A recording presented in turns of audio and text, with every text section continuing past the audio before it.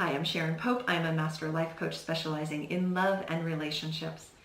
See, most of us enter into our relationships pretty ill-equipped. And that's because we have learned some things that does not serve us.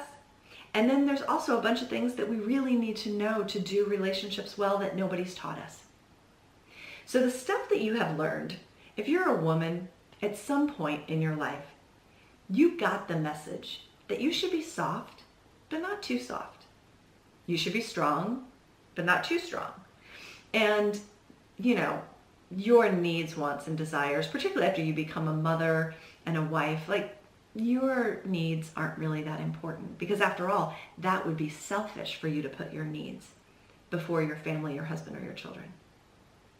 If you're a man, what you probably learned was that your job is to achieve, to excel, to go after what you want, to be strong, to not necessarily need anyone or anything, and that your role and your value is to provide for the family.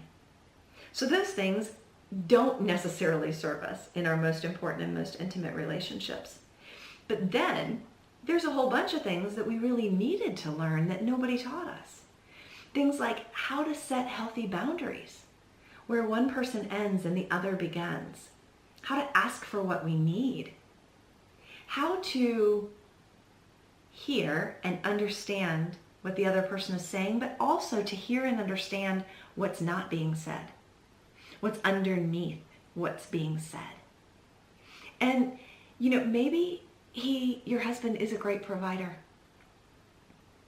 but maybe you just really want to see his heart and his spirit every now and again, but he has no idea how to do that.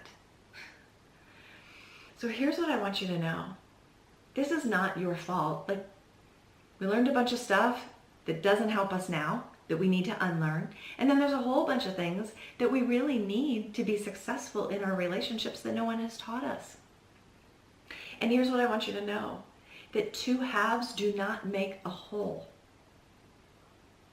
Actually, we can argue that your relationship will only ever be as strong as the weakest one of you. That your relationship will only ever be as healthy as the least emotionally healthy one of you. See, there's you and there's your partner, but your relationship is sort of this third entity.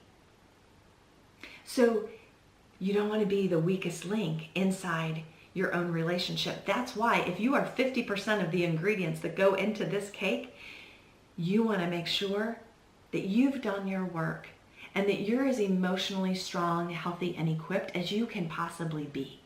So that way, you can either help get this relationship to a place where it can feel good again, or even if you know that maybe it's time to lovingly release it. Maybe the marriage isn't meant to last forever and the next best step is to leave it. At least then you will know that you did everything you could to make it work and to make it try to feel good again. And when you can do that, you can move on without second guessing yourself and without living with years of regret. I hope that this was helpful for you. If it was, please give this video a like. Feel free to share it and subscribe to the channel, because I come out with new content to help you in your most important and most intimate relationships all the time. Be well.